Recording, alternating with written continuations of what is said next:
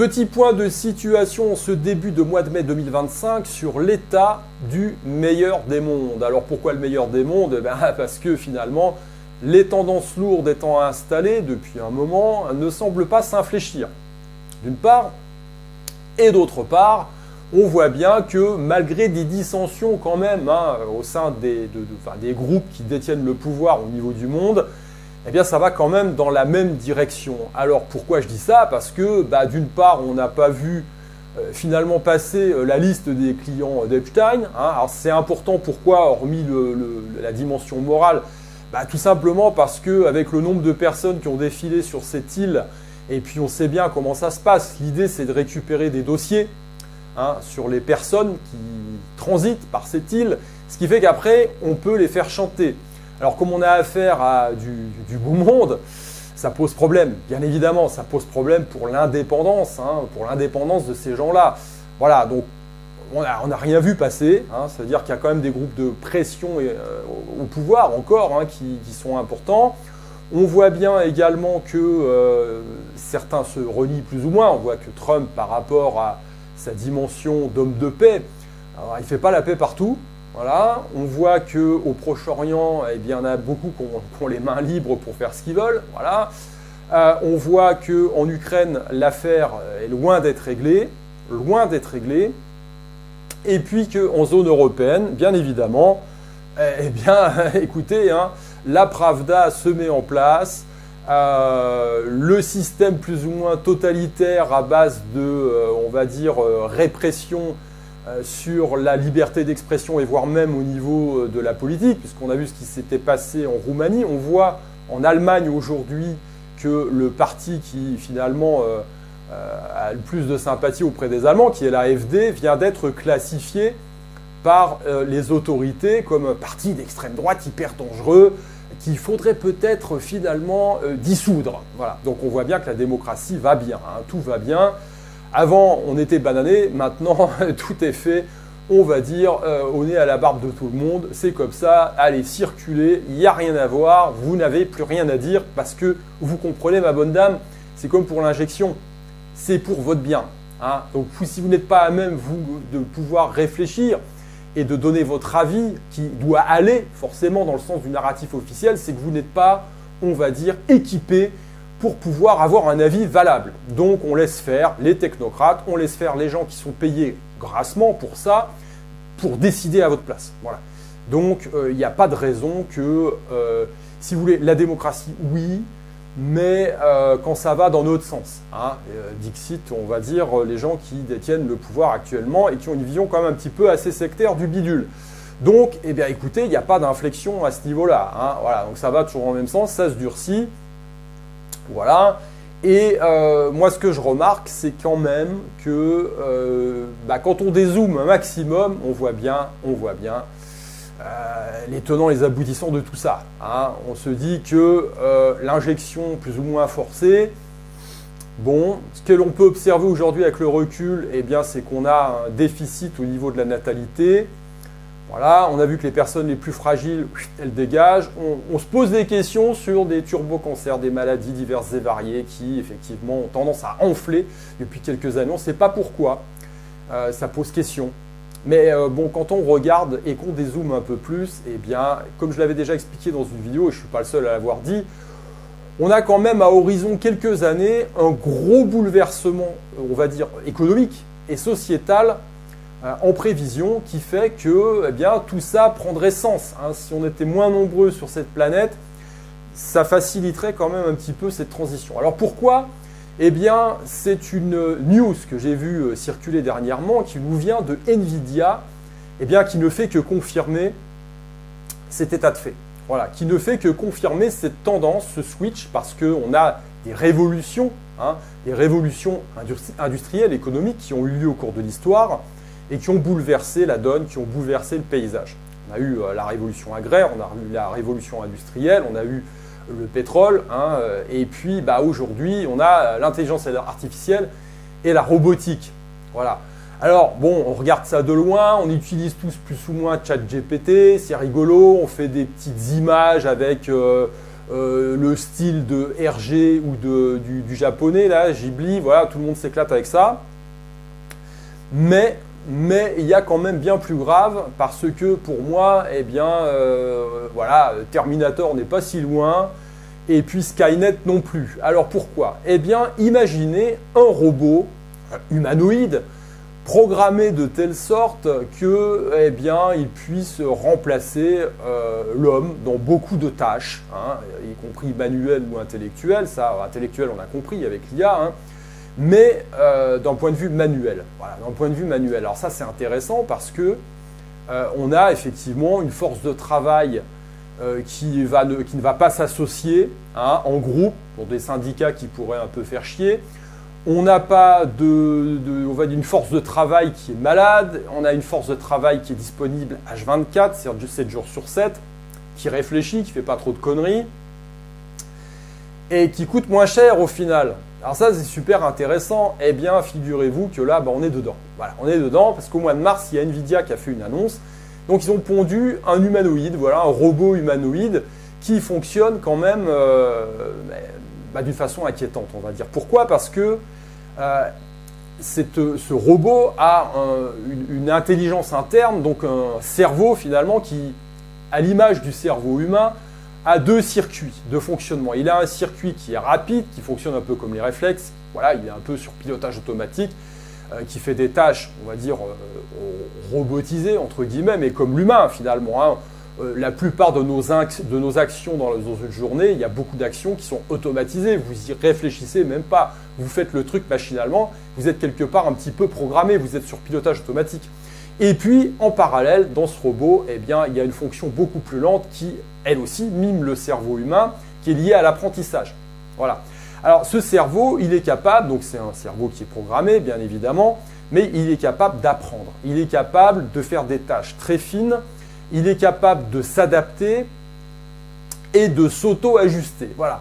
Alors ça change complètement la donne, puisque, eh bien, on aura effectivement un robot qui sera capable de remplacer complètement l'homme dans des tâches, on va dire, plus ou moins mécanisées, mais pas seulement. Et ça va être une révolution. Ce fameux robot, il est en open source, c'est-à-dire que, eh bien, vous avez plein de développeurs qui travaillent dessus pour lui implémenter un tas de trucs. Il y a des plugs qui sont déjà mis dessus pour effectivement, notamment, j'avais pris quelques notes, c'est alors Omniverse et Cosmos, a priori, donc c'est développé par Nvidia. C'est des data, on va dire, d'expérience humaine, plus de 6500 heures, je crois, qui ont déjà été compilées et qui permettent d'être intégrées directement. C'est un peu comme dans Matrix, hein, on vous branche un truc, là, sauf que là, bon, c'est un robot. Et puis vous êtes capable de faire, voilà, a priori, 6500 heures de tâches diverses et variées, avec cette capacité de s'adapter, d'apprendre toujours plus, hein. On a Newton également, qui a été développé par Google, qui permet d'avoir une interaction très très fine avec l'environnement en termes de sensations, en termes d'adaptation. Alors ça veut dire que des manipulations, eh bien, peuvent devenir de plus en plus précises, de plus en plus fines. Et puis il y a un retour direct, hein, on va dire, avec l'environnement qui fait que le robot s'adapte et évolue quasiment tout seul. Voilà, alors d'ici quelques années, mais c'est demain, alors la date de 2030 revient encore sur le devant de la scène. C'est fou, hein, quand même, hein, comme on a des conjonctions comme ça, quand les astres s'alignent, on a ce fameux agenda 2030, et puis là, au niveau économique, hein, et puis industriel, c'est pareil.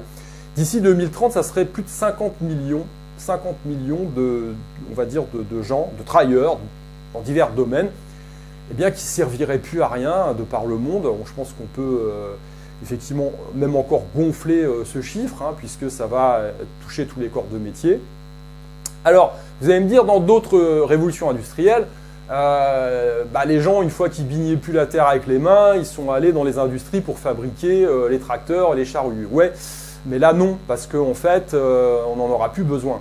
Voilà, tout simplement, parce que il y aura peut-être besoin de gens qui vont servir à la maintenance de ces robots, hein, mais si on a des robots qui servent à maintenir les robots, on a d'autres robots qui servent à fabriquer les robots, vous comprenez bien qu'à terme, ça va être compliqué, hein. Alors évidemment, on parle de petites mains, mais pas seulement, puisqu'on sait qu'avec l'intelligence artificielle, des métiers artistiques, on l'a vu, hein, avec les fameux trucs Ghibli, là, qui ont fleuri un peu partout sur Internet. Alors c'est drôle, hein, parce que voilà, l'intelligence artificielle pompe le style d'un artiste et puis elle recrache à la demande une image que vous avez créée avec un prompt. Voilà. Mais ça va être valable pour tout. C'est-à-dire, on sait très bien qu'un certain nombre de métiers vont être disruptés dans les années qui viennent et ça va aller très très vite. Ça va aller très très vite. J'avais discuté avec une amie qui est psychologue et qui se charge de la reconversion on va dire de travailleurs en France. Hein. Elle a vu par exemple une nana qui est traductrice, comme je l'avais déjà dit, en 6 mois, voilà, donc une nana qui a une cinquantaine d'années, ça fait 30 ans qu'elle est dans le circuit, en 6 mois, elle a vu tous ses clients s'évanouir. Bah oui, hein, je veux dire, on a des outils maintenant de traduction automatique qui sont très performants, et on n'a plus besoin de ces gens-là. Alors peut-être encore une petite dose d'humanité, on fait relire certains trucs à l'intelligence humaine, pour être sûr. Mais bon, ces outils s'affinent de plus en plus, ils ont une capacité d'apprendre, de se rebooter et de s'améliorer, qui fait que, voilà, donc il y a quand même tout des pans d'économie qui vont s'effondrer à un moment donné. Donc ça veut dire quoi? Ça veut dire que on n'aura plus besoin d'autant d'humains sur Terre qui consomment des ressources qui par ailleurs sont quand même finies. Voilà. Rendez-vous compte, tous ces gueux qui consomment, qui polluent, qui quelque part, c'est une vision un peu eugéniste quand même, qui quelque part, on n'aurait pas le droit de citer. Parce que quand on est entre nous, et puis que le monde tourne avec des robots tout propres, et puis des intelligences artificielles bien programmées, on n'a plus besoin de ces gens-là. Voilà. Donc on a quand même, à mon sens, une guerre sournoise et sourde contre le genre humain. On a bien vu. Elle est multiforme, cette guerre, de toute façon. Elle est multiforme. Si on relie tous les points, on voit bien que ça va toujours dans la même direction. Et comme je l'ai déjà expliqué, ce n'est pas un problème. Je veux dire, à la base, c'est un problème politique, bien évidemment. Quand on a eu le convoi de la liberté au Canada, on a gelé les comptes de ces gens-là, on a empêché les sympathisants de pouvoir faire des cagnottes pour les soutenir. On voit bien que c'est un problème politique. Je veux dire, à un moment donné, s'il n'y a pas de véritable contre-pouvoir, vous ne dépendez que de la bonne volonté du politicien ou du groupe de pouvoir en place, du politique en place. Et ça se termine mal en général, parce que dans l'histoire, c'est une véritable opposition, un véritable contre-pouvoir, y compris armé à un moment donné, qui fait que, parce que c'est toujours des rapports de force, qui fait que vous pouvez faire valoir véritablement vos droits. Alors dans une situation plus ou moins démocratique, on sait que, voilà, comme on a le choix, on vote, machin, bidule, on peut quand même faire valoir ses droits. Mais c'est du bullshit, c'est terminé, c'est fini tout ça. On se demande même si ça a existé à un moment. Alors ça a pu exister parce que quand l'environnement économique est favorable, on peut lâcher un peu la bride, mais là c'est plus le cas du tout depuis un certain temps. Donc on voit bien que la solution elle est éminemment politique. Voilà. Et si elle est politique, c'est parce qu'il y a des véritables contre-pouvoirs qui interagissent pour pouvoir faire valoir les droits de chacun. Donc ça ne fonctionne pas. Donc du coup on voit bien que là aujourd'hui, comment faire pour sortir de là? C'est compliqué parce que tous les groupes au pouvoir un peu partout dans le monde s'entendent de toute façon et la tendance lourde générale, c'est quand même ce développement technologique qui va disrupter mais alors complètement ce qu'on a connu depuis des milliers d'années. Voilà. Et que derrière, eh bien, le groupe en question, qui est lésé, c'est quand même, on va dire, alors jusqu'à présent, les pauvres étaient emmerdés, grave. La classe moyenne, elle a disparu, on n'en parle plus. Mais là, ça va être le groupe un petit peu supérieur. Prenez les avocats, les médecins, machin, etc. Les médecins qui sont, on va dire, bien gavés pendant le Coco Circus, là, on n'en aura plus besoin parce qu'il suffira de rentrer dans une bécane, de se faire scanner. Et puis, de toute façon, pour délivrer soit du Doliprane, soit le traitement qui est imposé par Big Pharma, on n'a pas besoin d'une intelligence, entre guillemets, humaine pour le faire. Donc, voilà, ces gens-là vont être disruptés dans les années qui viennent et ça va aller très très vite. C'est à horizon de, je veux dire, voilà, 2030 en ligne de mire, mais bon, ça va monter crescendo. Donc, derrière, en plus la manipulation, elle fonctionne bien, donc on a quand même un gros problème, on le voit bien, d'unité. C'est-à-dire ceux qui ont compris ce qui se passe n'arrivent pas à s'unir. Donc ça semble être un rouleau compresseur. Donc c'est inexorable, puisque c'est la marche de l'histoire. Donc il y aura quand même, on sait très bien comment ça va finir, parce que de toute façon, l'humain étant ce qu'il est, à un moment donné, il y aura un gros bordel. Alors bon, est-ce que ça sera généralisé? Probablement. Est-ce que ça sera en même temps? Certainement pas, parce qu'il y a toujours un décalage en fonction des zones. On voit que on a un switch des empires, on a des zones qui se développent, évoluent différemment, et ce qui fait que l'individu un peu éclairé peut justement arbitrer entre différentes zones pour essayer de passer entre les gouttes, mais on sera quand même tous touchés par ça. Donc, à mon sens, qu'est-ce qu'il faut faire par rapport à ça? Il y a quand même, vous pouvez mettre en place tous les systèmes que vous voulez. Alors c'est important, c'est intéressant parce que derrière, l'action, elle est mobilisatrice et puis surtout, elle fait du bien au moral, elle fait du bien à ce qui nous constitue en tant qu'humains. On est fait pour agir, hein, même au niveau du cerveau.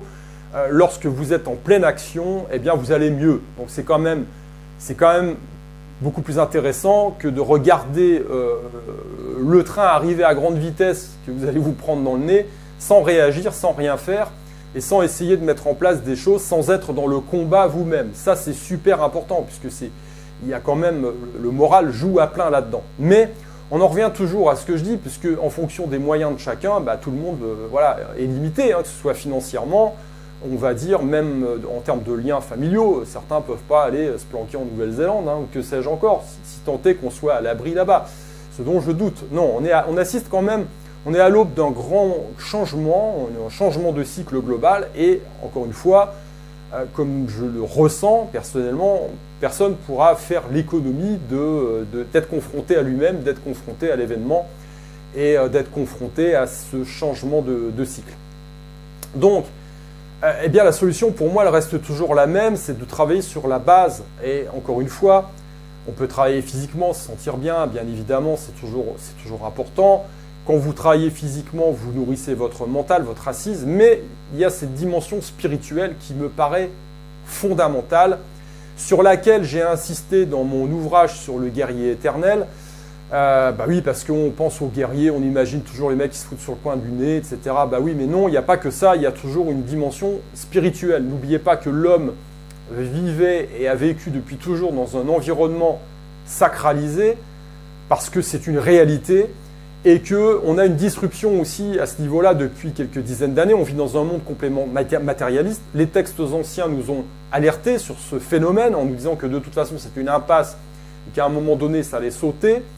On voit que ça crée effectivement dans la population de base des pathologies, on va dire, psychiatriques. Hein. Les gens deviennent complètement débiles, deviennent complètement névrosés. Alors, il vaut mieux être dans la religion, quelle qu'elle soit, quelque part, ça donne une forme d'assise psychologique, spirituelle, et puis vous êtes moins névrosé, hein, plutôt que d'être dans un matérialisme effréné qui, de toute façon, trouvera son terme à un moment donné, puisque comme vous êtes remplaçable, l'homme fusionnant avec la machine et la machine prenant le dessus, imaginez le meilleur des mondes dans lequel on entre, hein. Les films nous ont déjà alertés, hein, c'est Terminator, voilà. Donc cette assise spirituelle, elle est fondamentale. Dites-vous bien aussi qu'on vit dans un univers, alors karmique bien évidemment, avec des conséquences liées à nos actes, mais également il y a des règles spirituelles, il y a cette loi des cycles toujours, et que lorsqu'on arrive à la fin d'un grand cycle, il y a un grand bordel, et on va vers un autre cycle derrière. On sait de toute façon que, et on le voit partout, il y a un clivage de plus en plus grand entre les populations, les gens n'arrivent plus à s'entendre, et ces sources de conflits,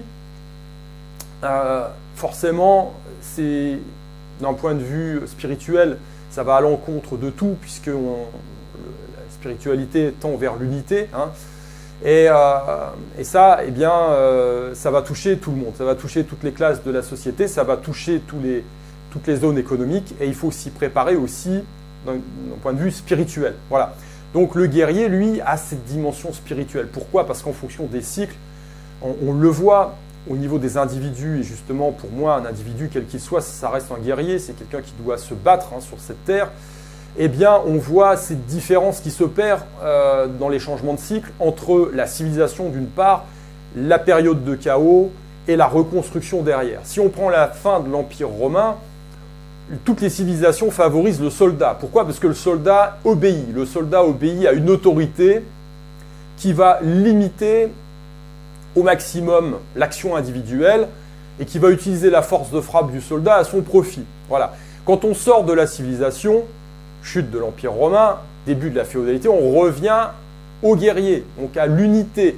On revient à l'homme qui a la force de combattre et qui a, sur une forme d'assise spirituelle, développé une éthique personnelle qui lui permet de choisir et de non pas fonctionner comme un robot au service d'une autorité soi-disant supérieure, que celle-ci soit temporelle, hein, un roi, un gouvernement ou que sais-je encore, ou alors religieuse, mais c'est la même chose, hein, c'est-à-dire une oligarchie qui se coopte et qui décide au nom de Dieu de vous commander. Voilà. Donc on le voit, cette respiration de l'histoire existe partout. À la fin des royaumes combattants en Chine, on a vu l'idéal du guerrier Xia, le Yu Xia émerger.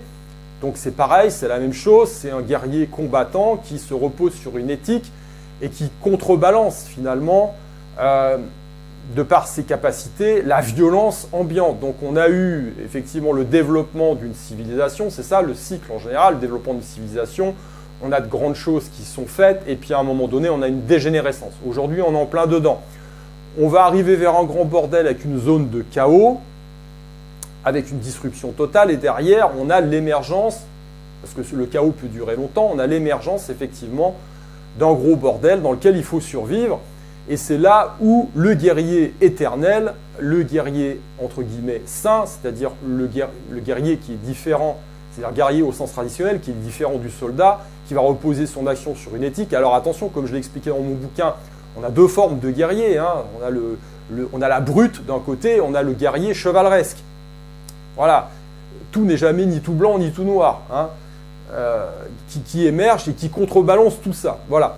Donc, moi j'ai envie de vous dire, c'est toujours la même chose, développez votre corps, développez vos capacités physiques, développez sur cette base-là votre mental et ayez une bonne assise spirituelle.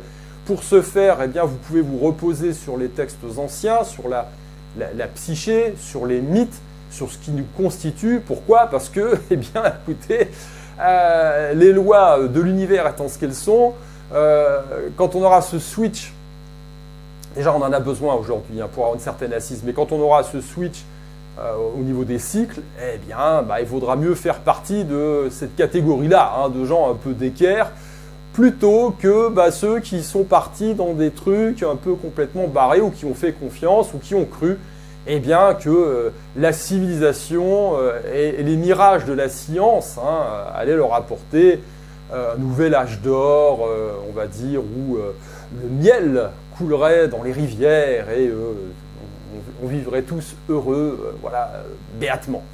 Ça ne va pas être le cas à mon avis, hein. Voilà, écoutez, sur ce, prenez soin de vous, hein. Allez, je vous dis à plus.